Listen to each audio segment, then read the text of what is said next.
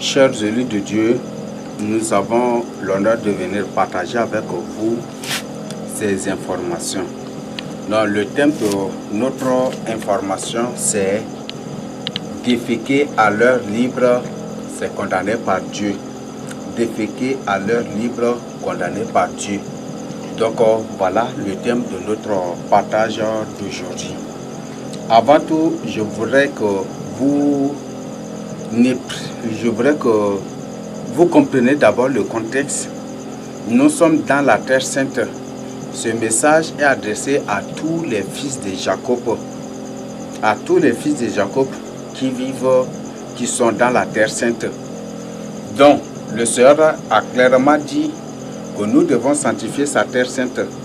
Et lorsque nous devons, si on sort hors du camp pour déféquer, pour aller faire pipi ou pour aller faire caca ou pour dégager nos excréments, ça c'est le terme biblique, nous devons faire un creux et y déféquer et après quoi couvrir cela, fermer cela. Le Seigneur a dit que si on défèque à l'air libre, c'est une sorte d'impurité. La Bible n'a pas dit que le caca ou les excréments humains c'est de l'impurité. Non, mais laisser cela à l'air libre chasse la présence de Dieu. Donc c'est ça, c'est que Dieu a dit aux enfants d'Israël, et je vais partager avec vous avec les références bibliques. Avec la référence biblique, le passage biblique dans lequel Dieu a dit cela. Donc c'est ce que je vais partager avec vous. Donc comprenez et sachez bien que dans toute la Terre Sainte, vous, fils de Jacob, même si tu n'es pas fils de Jacob, même si tu es un étranger, c'est un impératif pour toi, c'est une obligation pour toi, c'est un devoir pour toi. C'est une imposition, ça c'est ce que Dieu a ordonné. Tu dois sanctifier la Terre Sainte. Donc si tu es ici en Afrique subsaharienne, si tu es ici au Tchad, en Afrique subsaharienne, ou en Afrique centrale, ou en Afrique de l'Ouest, en Afrique subsaharienne, tu es dans la Terre Sainte et tu dois sanctifier la Terre Sainte. Ce message, même si par exemple par ton ignorance, par ton professorat, peut-être en ignorance des trucs, peut-être tu vas dire que non, la grâce a déjà aboli cela, la grâce a déjà condamné, la grâce condamne cela, la grâce a déjà aboli cela, la grâce n'a point du tout aboli. Tu es dans la Terre Sainte et tu dois respecter et tu dois sanctifier la Terre Sainte. Donc dans toute la Terre Sainte, dans toute l'Afrique centrale, dans toute l'Afrique de l'Ouest, au Tchad ici, le Tchad est l'unique pays où il y a presque toutes les villes bibliques.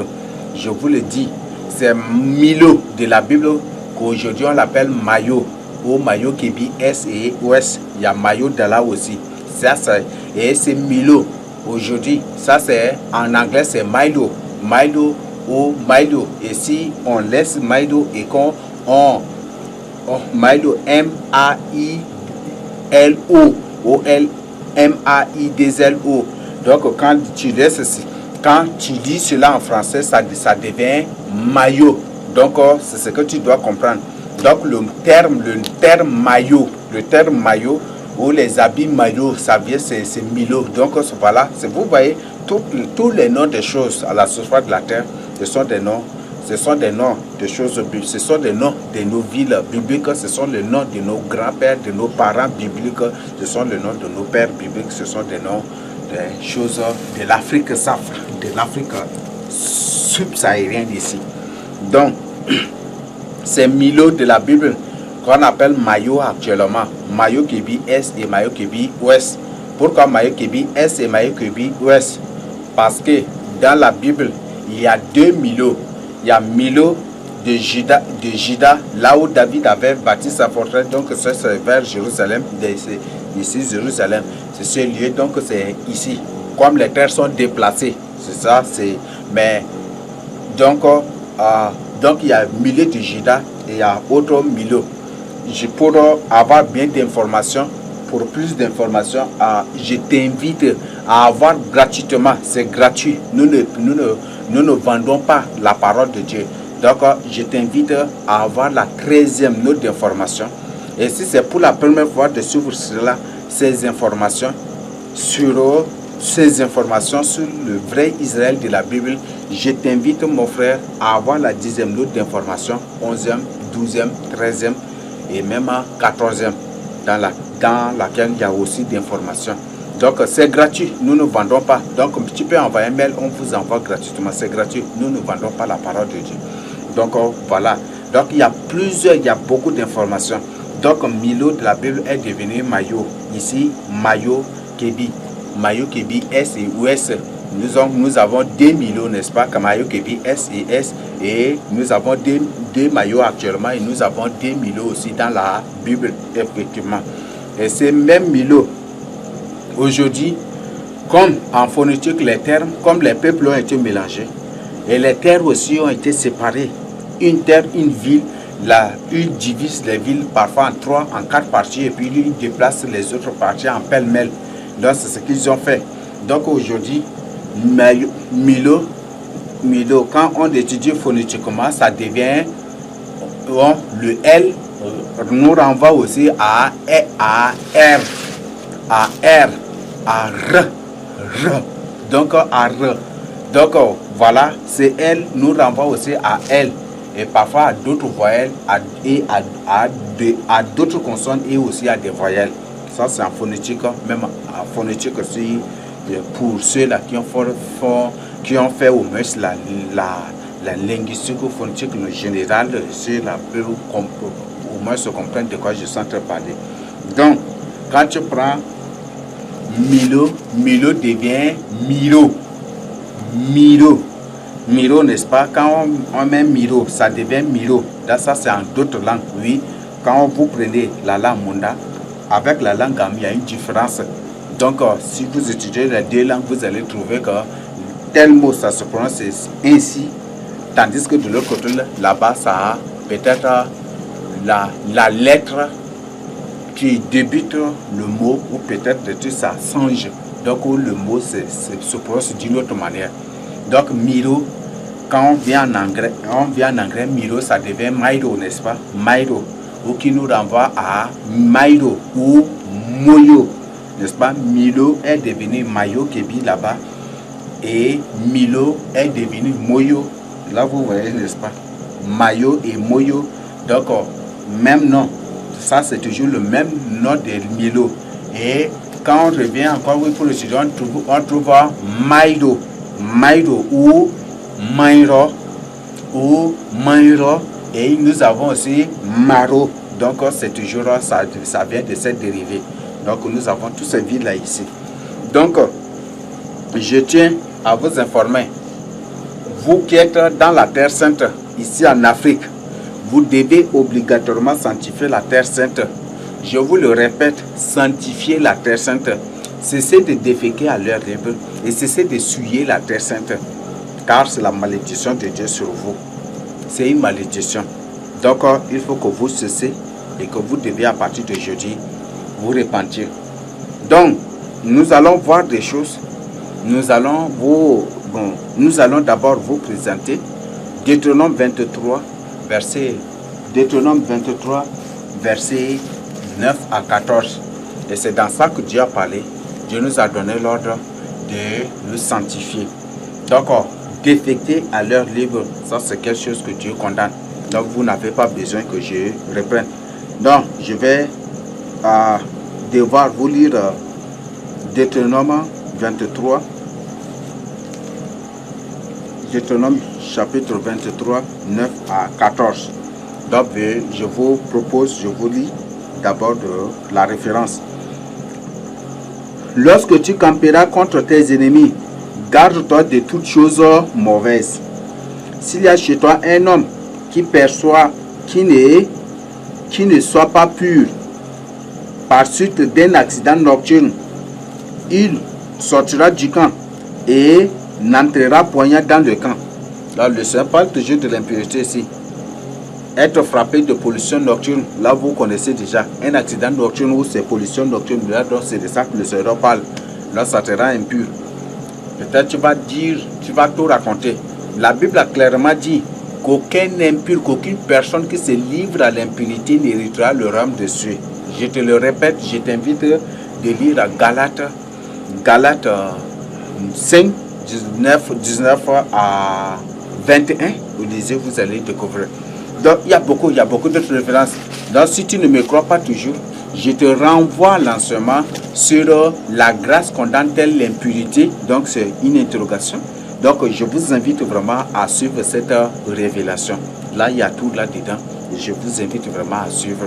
Donc, je ne suis pas là pour émettre mes idées. Je n'ai jamais été un homme d'hypothèse ou un homme de thèse ou un homme je n'ai jamais été cet homme-là dans la parole de Dieu. Si c'est lorsque j'étais peut-être dans les recherches dans le monde, là j'étais un homme de thèse. Mais avec Dieu, je ne badine pas avec la parole de Dieu. Et je te dis la vérité, tu dois vraiment prendre ce message-là au sérieux.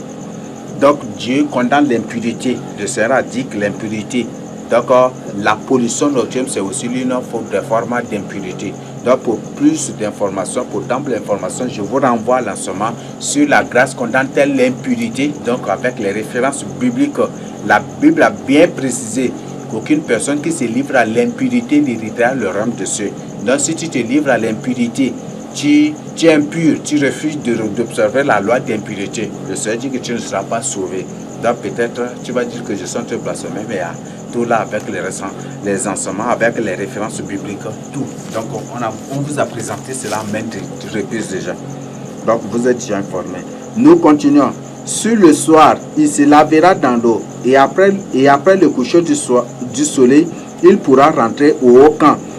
Tu auras un lieu hors du camp et c'est là dehors que tu iras.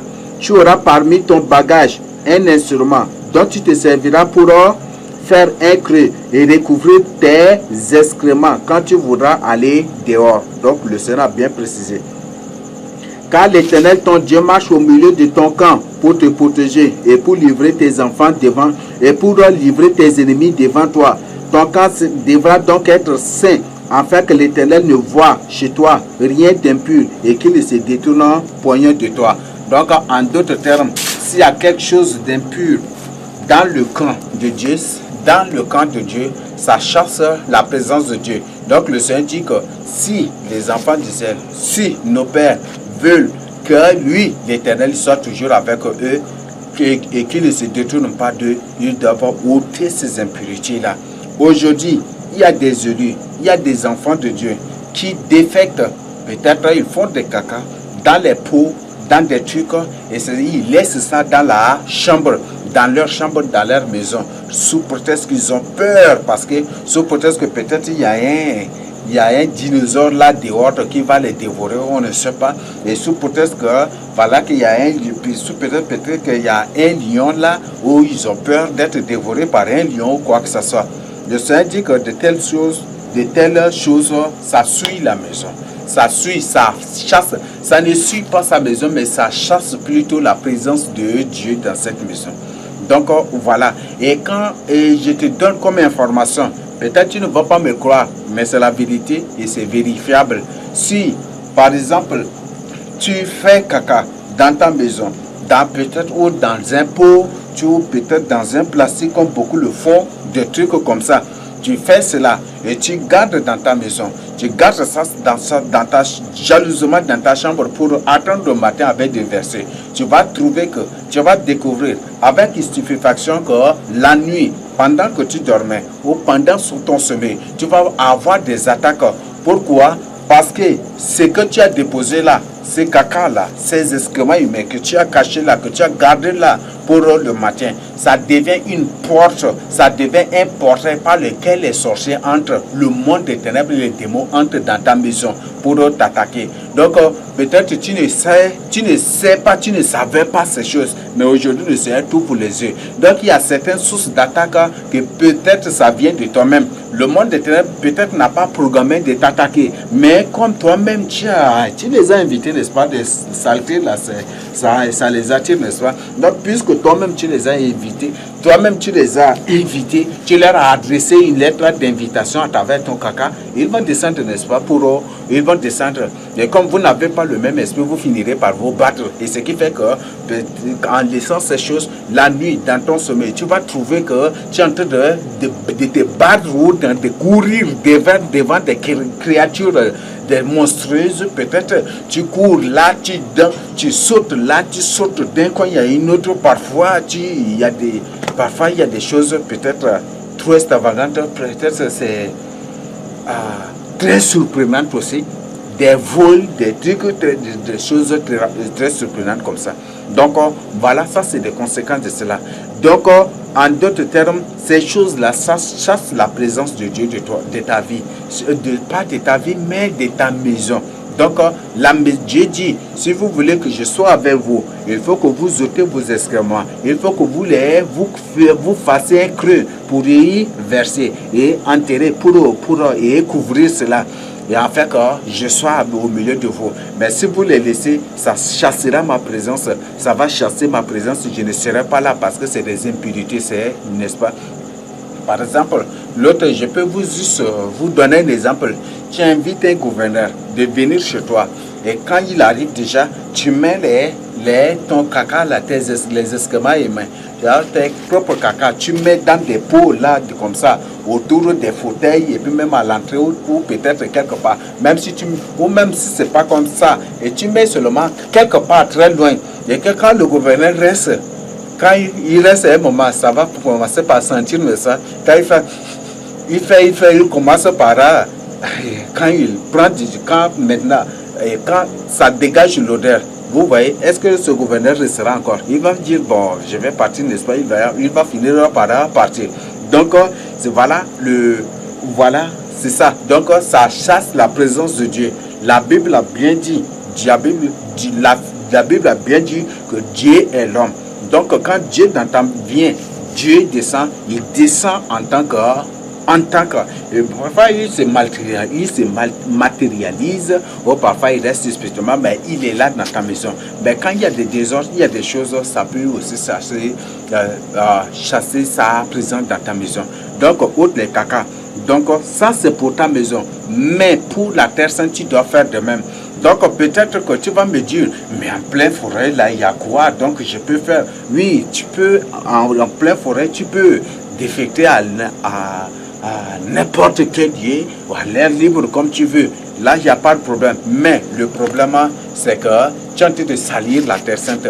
Donc, il vaut mieux, comme le Seigneur lui-même nous a donné ici, nous a présenté, nous a dit ici, vaut mieux faire un creux. Le Seigneur dit que quand vous sortirez de la maison pour aller quelque part, il faut que vous ayez un instrument dans votre sac, dans vos bagages, parmi vos bagages ou dans vos bagages, pour partir avec. Donc, au moins, en sortant, tu peux même prendre quelque chose comme ça, petit, ou peut-être une petite roue comme ça, ou peut-être le bout d'une machette déjà coupée, ou cassée, d'une machette déjà cassée, ou peut-être d'autres. Bon, ça c'est d'après ce que ça c'est selon maintenant. Donc, je ne vous invite pas à vous marcher, à vous promener avec des couteaux. Là, nous sommes de ce genre. Là, nous ne sommes pas. Si tu marches avec couteau, là, moi, je t'ai point du temps, c'est à marcher avec le couteau. Et Dieu nous a point du temps invité à cela. Donc, ça, c'est ce que je tiens à vous. Et en ces temps, vraiment, si vous ne faites pas attention, vous risquez de tomber dans le piège de l'ennemi. Je profite pour vous donner ces informations. Pendant la Troisième Guerre mondiale, ne touchez à aucune arme. Pendant la Troisième Guerre mondiale, ne touchez à aucune arme. Vous savez très fort bien que le monde des ténèbres, vous savez très fort bien que ces démons qui ont créé ces démons qui aujourd'hui gèrent la Russie, les États-Unis, l'Europe, l'Amérique, l'Asie, par ça et là, ces démons ont mis au point des technologies que si par exemple tu as touché une arme une fois déjà dans ta vie, automatiquement à travers ton ADN, en analysant, il va découvrir. Donc je ne veux pas que peut-être par fausse accusation ou peut-être par des trucs il ne faut jamais toujours tout, il ne faut jamais du tout. Donc tu vois une arme pendant la Troisième Guerre mondiale, il ne faut pas toucher et il ne faut pas aussi prendre une pour le plaisir de tirer aussi. Donc ça risque de créer ta mort. Parce que toutes les armes là, par satellite, on peut les localiser. Là, c'est ce que tu dois bien comprendre. Donc, si tu prends une arme pendant la Deuxième Guerre mondiale et que l'ennemi, il peut mettre au point, ils ont déjà cette technologie. Si tu as une arme seulement, tu as les technologies, ils peuvent t'identifier, te localiser, te tirer, t'abattre sur place. Donc, ne point du tout toucher une arme pendant la Deuxième. Il ne faut pas utiliser, il ne faut pas toucher. Il ne faut pas toucher du tout. Il ne faut pas du tout toucher et prendre, voilà, pour dire que je suis en train de me protéger. Non, ne fais pas cela. Donc, c'est une information.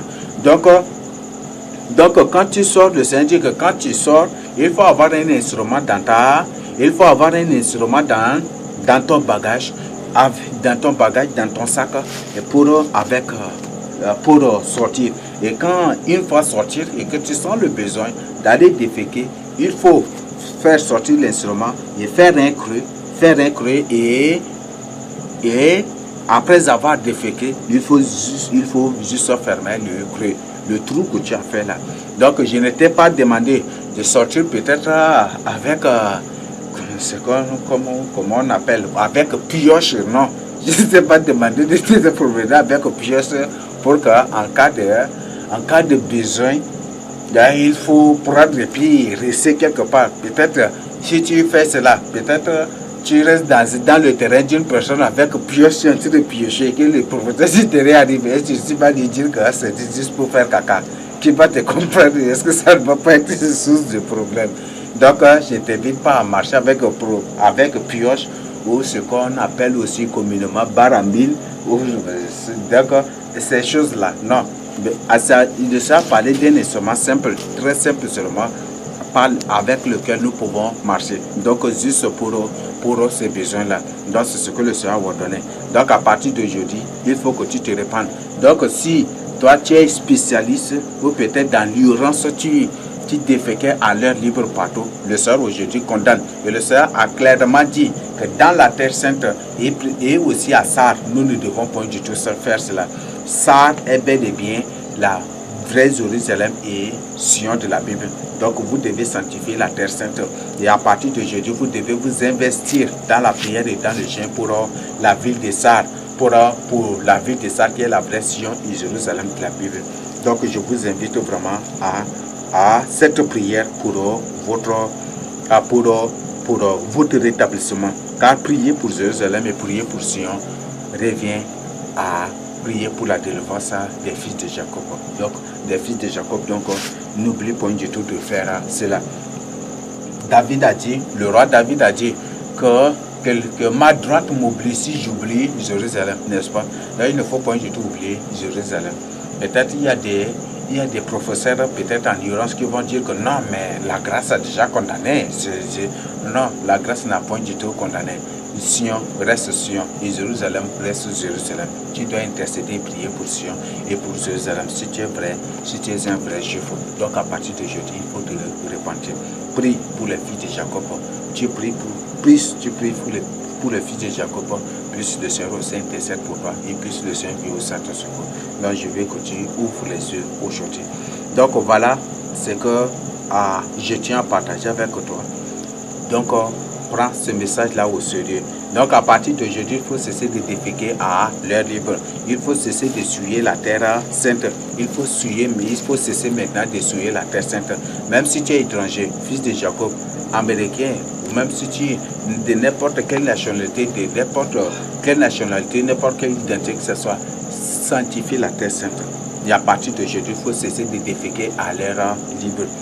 Donc, c'est ce message, je vous le présente bibliquement. Le Seigneur a ordonné. C'est un message que j'avais reçu le 11 août 2022 ici. 11 août 2022 ici. Et dans ce message que le Seigneur m'a donné, le Seigneur m'a clairement dit, le Seigneur m'a ordonné de présenter, de partager avec les fils de Jacob, de sanctifier la terre sainte. Et il doit cesser de déféquer à l'air libre. Donc il doit cesser de déféquer à l'air libre. Mais ils doivent à partir d'aujourd'hui sanctifier sa terre sainte et faire ce que lui a ordonné dans sa parole.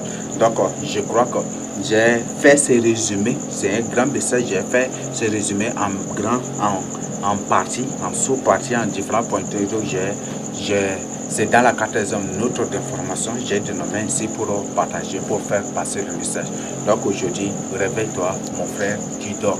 Toi qui dors encore, il faut te réveiller. Donc c'est ce que je tiens à partager avec vous. Donc si tu ne veux pas, tu refuses de m'écouter, sache bien que si tu refuses d'écouter, si tu refuses de faire la volonté de Dieu, le Seigneur risquera de te frapper et tu risqueras d'être frappé et le Seigneur ne va pas tarder. Donc à partir d'aujourd'hui, si le Seigneur aujourd'hui décide de nous révéler, de nous partager ces choses, sache bien que nous sommes à la dernière heure, à la dernière minute que le Seigneur a déjà l'œuvre.